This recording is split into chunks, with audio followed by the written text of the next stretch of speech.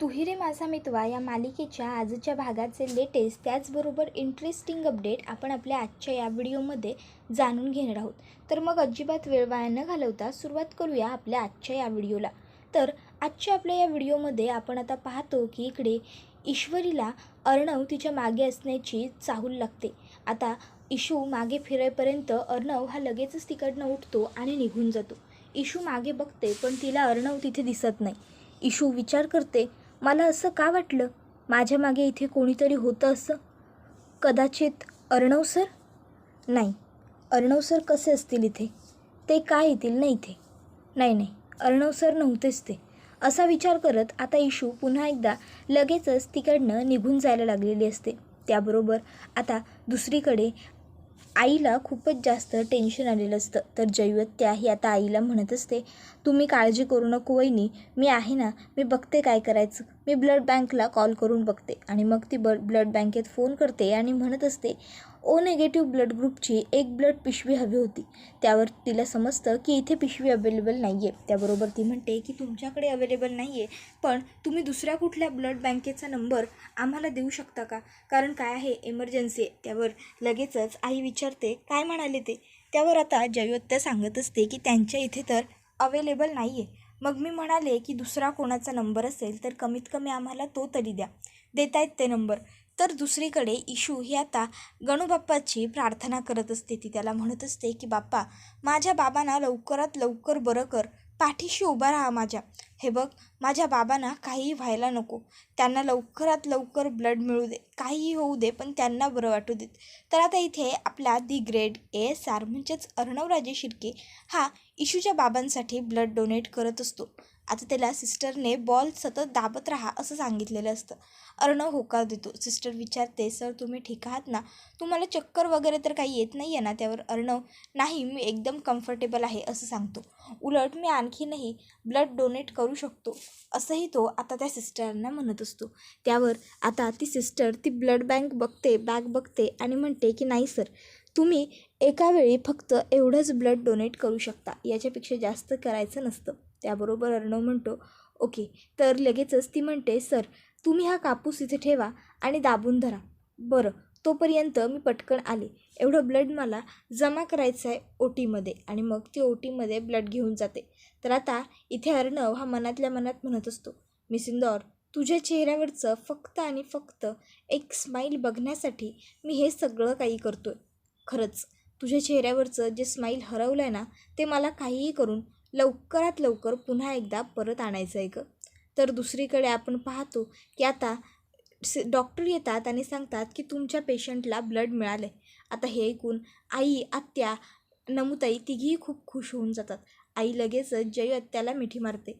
तर लगेचच इकडे आता नमुताई म्हणते, मी इशूला सांगून आलेच, तोपर्यंत तुम्ही बोला. त्याबरोबर लगेचच त्या म्हणतात, हो तू जा. मग आता इथे आई म्हणत असते, आत्ता कुठे माझ्या जीवात जीवाला. त्यावर आत्यासुद्धा म्हणते, हो ना, मलासुद्धा जरा आत्ताच बरं वाटतं आहे. तर आता नमुताई इशूकडे येते आणि इशूला सांगते, इशू, आपल्या बाबांसाठी ब्लड मिळालं. त्याबरोबर इशू म्हणते, काय खरंच ताई? त्याबरोबर नमुताई म्हणते, हो, कुठल्या तरी भल्या माणसाने आपल्या बाबांसाठी ब्लड डोनेट केलं आहे. त्याबरोबर हे ऐकल्यावर इशू आणि नमू दोघीही आता बाप्पाला नतमस्तक झालेले असतात, बाप्पाचे आभार मानत असतात. तर दुसरीकडे आपण पाहतो की इथे अंजली ही आजीला फोनवरती सांगत असते, हो आजी, इकडे सगळं अगदी व्यवस्थित पार पडलं. हो, पालखीचंसुद्धा सगळं व्यवस्थित पार पडलं आणि आपल्या चिंटूलासुद्धा आता बेल मिळालेली आहे, त्यामुळे तोसुद्धा बाहेर आला आहे. त्यामुळे तू आता कसलीही काळजी इकडची करू नकोस, तू आता फक्त तिकडे तुझी आणि मावशीची काळजी घे. हा, हो, बरं, चालेल, काळजी घ्या आजी. हो. आणि मग ती फोन ठेवून देते. त्याबरोबर लगेचच आता इथे अंजली ही म्हणायला लागते, पण हा अर्णव असा कसा? आजीला तिकडे जावं लागलं, मग याला कळायला नको का घरी थांबायचं? आणि पालखीचं व्यवस्थित सगळं झालं हे आजीला सांगितलं, तेही एक अर्थी तिला बरं वाटावं म्हणूनच मी सांगितलं. तर लगेचच वल्लरी मामी म्हणायला लागते, नाही, सगळं चांगलं झालं ते सांगितलंस, ते बरं केलंसच, पण ते ईश्वरीने येऊन मिठाचा खडा घातला हेही सांगायला हवं होतंस. त्यावर अंजली म्हणत असते, मामी अगं असं का बोलतेस गं? मिठाचा खडा टाकला म्हणजे काय? अगं कदाचित देवाचीच इच्छा असेल की तिने आपल्या घरी यावं, म्हणून ती आपल्या घरी आली असेल, असाही विचार करायला हवा ना आपण.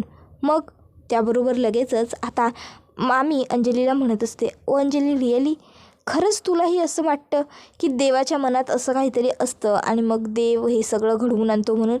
त्याबरोबर मामा म्हणायला लागतात की हो, का नाही, असू शकतं ना. हे बघ, तू उगाच स्वतःची अक्कल वापरू नकोस वल्लरी. आणि जावई बापू का गं नव्हते अंजली?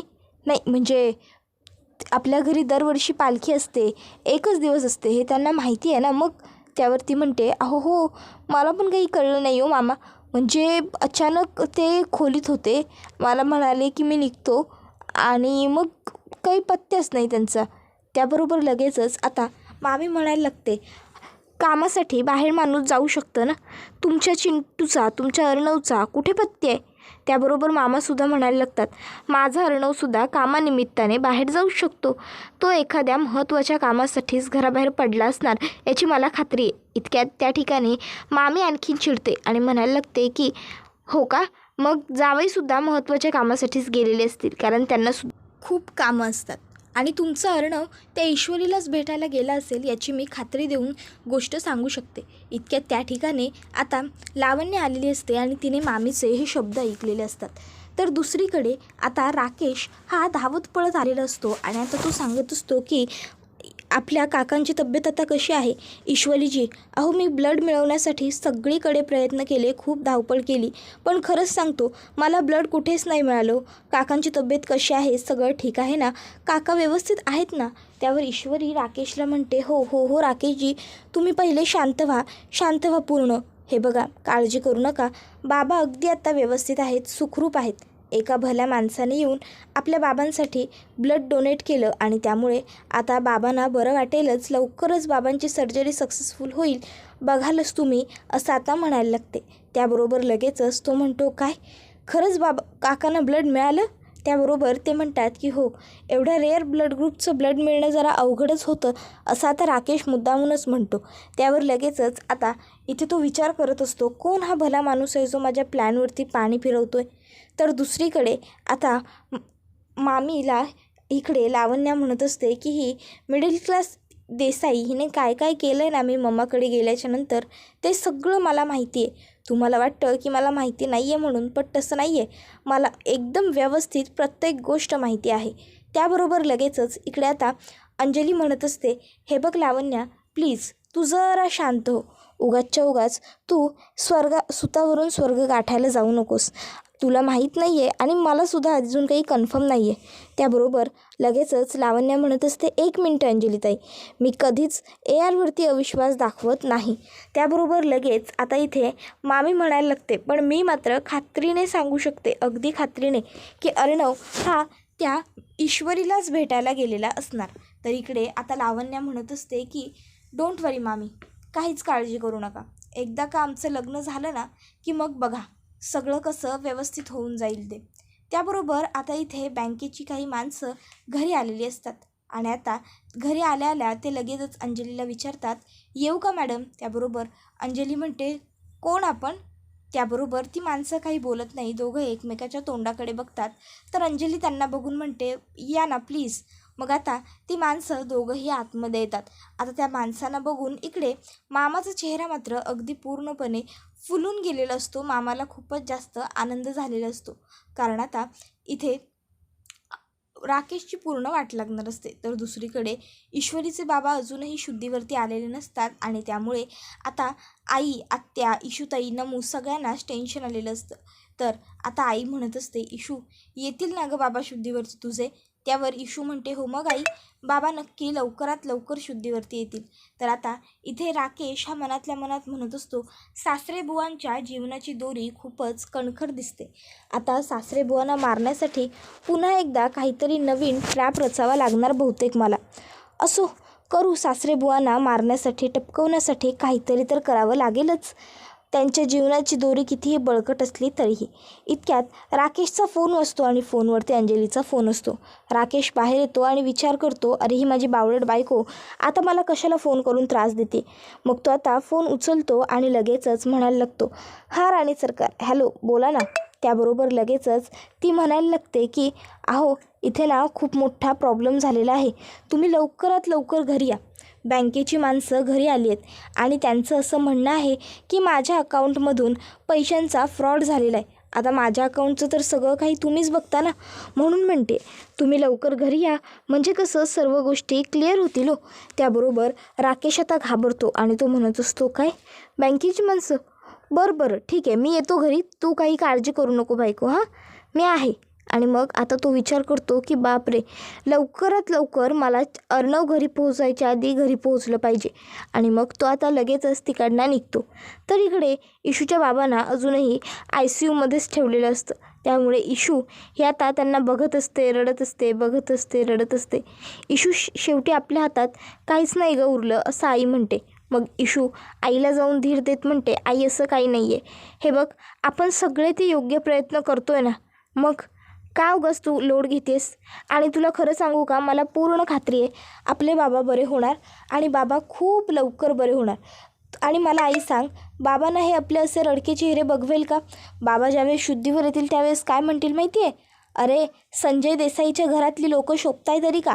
तुम्ही जर असे गल्ल्यावर उभे राहिलात ना तर माझी पाव किलो मिठाईसुद्धा संपणार नाही. त्याबरोबर लगेचच आई म्हणते, हो खरंच त्यांना सगळ्यात जास्त टेन्शन हे त्यांच्या दुकानाचंच असायचं. त्यावर इशू म्हणते, आई मला सांग, बाबा शुद्धीवरती आले की सगळ्यात अगोदर पहिली फरमाईश ते काय करतील? त्यावर आई म्हणते, काय करतील? त्यावर इशू म्हणते, आई अगं असं काय करतेस? सगळ्यात अगोदर बाबांची फरमाईश असणार आहे आईच्या हातचा मस्त गरम गरम अद्रकवाला चहा. आई हे बघ, रडू नकोस, आज आपल्याला हा दिवस पाहायला मिळाला आहे. आज सर्जरी चांगली पार पडली, उद्या बाबा शुद्धीवर येतील, हां असा विचार कर ना. त्यावर आई म्हणते, इशू उद्या बाबा खरंच शुद्धीवर येतील? आता इशू आईला धीर देण्यासाठी म्हणते, हो आई नक्की, पण तू रडत बसू नको. जर आपण असे रडत बसलो ना तर ते बाबांना कधीच आवडणार नाही. आपण सगळ्यांनी कायम आनंदी राहावं, खुश राहावं, हीच आपल्या बाबांची इच्छा असते की नाही. मग तू अशी रडत बसणार आहेस का माझ्यासाठी? त्याबरोबर लगेचच आता आई म्हणायला लागते की नाही गं इशू, नाही, बाबा लवकर बरे होतील आणि नक्की बरे होतील, आता मलासुद्धा पूर्ण खात्री वाटते. त्यावर इशू म्हणते, आई उद्याचा दिवस आपल्या आयुष्यात आणखीन काहीतरी नवीन चांगलं घेऊन येणार असेल, बघ तू. त्यावर आता आईलासुद्धा इशूचं ही वाक्य ऐकून खूप बरं वाटतं, दिलासा वाटतो. तर आता इथे बँकेची जी माणसं असतात ती ताईला सांगत असतात की खूप काहीतरी गडबड झाली आहे तुमच्या अकाउंटमध्ये, खूप ट्रान्झॅक्शन झालेत. त्याबरोबर लगेचच आता इथे लावण्या म्हणत असते, आय होप असं काही झालेलं नसेल. मी ताबडतोब आमच्या अकाउंट डिपार्टमेंटच्या लोकांबरोबर बोलून घेते. मे बी काहीतरी मिसअंडरस्टँडिंग झालं असेल तुमचं, डोंट वरी, ताबडतोब सगळं काही क्लिअर होऊन जाईल. आणि मग लगेचच ती आता अकाउंट डिपार्टमेंटमध्ये फोन करायला लागते. इतक्यात त्या ठिकाणी राकेश आलेला असतो. आता राकेश हा घरात आल्या आल्या बँकेच्या माणसांना बघून जरा घाबरतोच, पण आता पर्याय नसतो घरात येण्याशिवाय. तर इथे आता अंजली लगेचच राकेशला बघते आणि म्हणते, अहो तुम्ही कधी आलात? बरं झालं तुम्ही आलात, या इथे लवकर, बघा ना ही लोकं काय म्हणत आहेत, म्हणे माझ्या बँकेच्या अकाउंटमधून पैशांचा फ्रॉड झाला आहे. अहो माझं अकाउंट तर सगळं काही तुम्हीच मॅनेज करता ना, मग त्याच्यामध्ये फ्रॉड होऊच कसा शकतो? त्याबरोबर लगेच राकेश म्हणतो, हा काय मी आत्ताच आलो आहे आणि काळजी करू नकोस, आता मी आलो आहे ना मग मी सगळं बघतो. त्याबरोबर मुद्दामून आता मामा सगळ्यांना सांगायला लागतात, तुम्ही यांना काहीही प्रश्न विचारू शकता साहेब, कारण काय आहे ना, हे आमचे जावई बापू तर आहेतच, पण हे एक सगळ्यात उत्तम नामाजलेले वकीलसुद्धा आहेत. त्यामुळे वकील म्हणल्यावर तुम्ही काही विचारलं तरी तुमच्या प्रश्नाचं उत्तर हे सहज त्यांच्याकडे अवेलेबल असणार आहे, त्यामुळे तुम्ही विचारा. मग आता सगळ्यात अगोदर उभा असलेला व्यक्ती प्रश्न विचारतो, सर तुमच्या अकाउंटमधून एवढे ट्रान्झॅक्शन का झालेत, ते सुद्धा एवढ्या दिवसात? त्यावर तो म्हणतो की हो, काही फॉरेन कंपनीज आहेत जिथे मी माझ्या बायकोच्या नावाने इन्व्हेस्टमेंट करून ठेवली. त्याबरोबर आता लगेचच त्या विचाराव्या लागतील, पाहाव्या लागतील, त्यानंतरच आम्हाला तुम्हाला विश्वासात घेता येईल. त्याबरोबर लगेचच तो म्हणतो की चालेल ना, काहीच हरकत नाही. मग ती म्हणते, तुमचं झालं असेल तर मी जाऊ का? त्याबरोबर ती म्हणते की हो 2च मिनटं हां फक्त. आणि मग आता इथे लगेचच विचारायला लागतात दुसरा लोक की जर तुम्ही बायकोच्या नावाने ट्रान्झॅक्शन करता तर मग याची तुम्हाला कल्पना आहे का? त्यावर अंजली म्हणते की नाही, मला याची कोणतीही कल्पना नाही आहे. त्यावर आता इन्स्पेक्टर हे म्हणायला लागतात की हे असं कसं शक्य आहे, तुमचं अकाउंट आहे ना, मग आणि तसंही तुम्ही ज्या अकाउंटवरती पैसे ट्रान्सफर केले ते प्रायव्हेट अकाउंट आहे, मग त्यावर तो म्हणतो की सर हे प्रायव्हेट अकाउंट आहे, तर तुम्ही जे अकाउंट आपलं रेग्युलर आहे तिथे जरी मला हे केलं तरी मला समजेल, मला चालेल. आणि त्याशिवाय तुम्हाला अपॉइंटमेंट तर बुक करून मिळतेच. मग आता अर्णवला आणखीन एक संधी सोपी करून मिळालेली असते. त्यामुळे आता तर अर्णव अजिबातच घाबरतही नसतो. तर आपण आता पाहतो की इकडे राकेशला विचारलं चाललेलं असतं की तुम्ही कोण आहात, तुम्ही कुठे असता वगैरे वगैरे. त्याबरोबर लगेचच आता मामा सांगायला लागतो की आमचे जावई बापू हे इथेच असतात आणि ते खूप हुशार आणि कर्तबगार आहेत हां.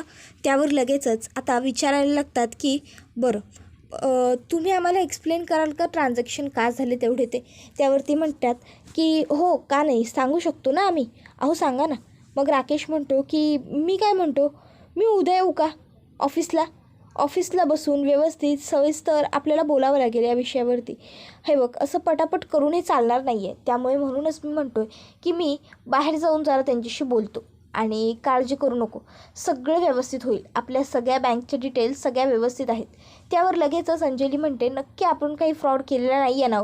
त्यावर लगेचच आता तो म्हणतो की नाही गं, तुला असं का वाटतं आहे. मग अंजली म्हणते की काही नाही, तुम्ही तुमचं काम करा, मी बसते शांत. त्याबरोबर लगेचच राकेश म्हणतो मी उद्या बँकेत येतो आणि सगळं क्लिअर करतो. सध्या माझ्या बायकोची तब्येत बरी नाही आहे. त्यावर ते सांगतात की सर तुम्हाला आत्ता ताबडतोब यावं लागेल. मग राकेशला घेऊन ती लोकं तिकडनं निघून जातात. तर इकडे आता अर्णव हा मामाला म्हणत असतो की बघितलंस मी सिंदौर कसा निघाला तो तुझा अर्णव सर. अगं साधं पाणीही ऑफर केलेलं नाही आहे त्याने तुला. असो जाऊ दे, सोडून दे, मी माझंच बॉटलमधलं पाणी पितो, ते तर तुला माहीतच आहे. पण खरं सांगू का मामा, आता तो राकेश ना सगळ्या बाजूने अडकला जाईल. म्हणजे आता ना त्याला त्याचं काम पुढे करण्यासाठी पैसे मिळायला हवे ना, आता त्याला कोणी मदतही करायला हवी.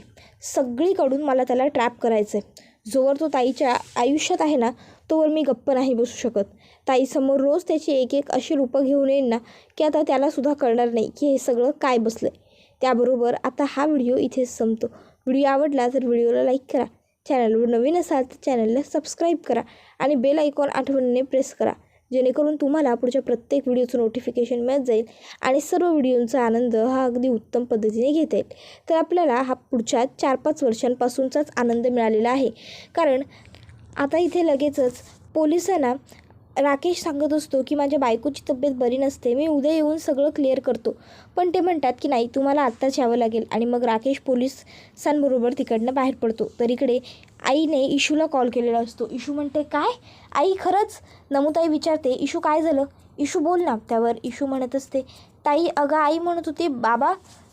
त्यावर नमुताई म्हणते बाबांचं काय, इशू बोल लवकर, इशू बोल. त्यावरती म्हणते ताई बाबा बाबा ते त्याबरोबर नमुताईसुद्धा घाबरते आणि हा व्हिडिओ इथेच संपतो.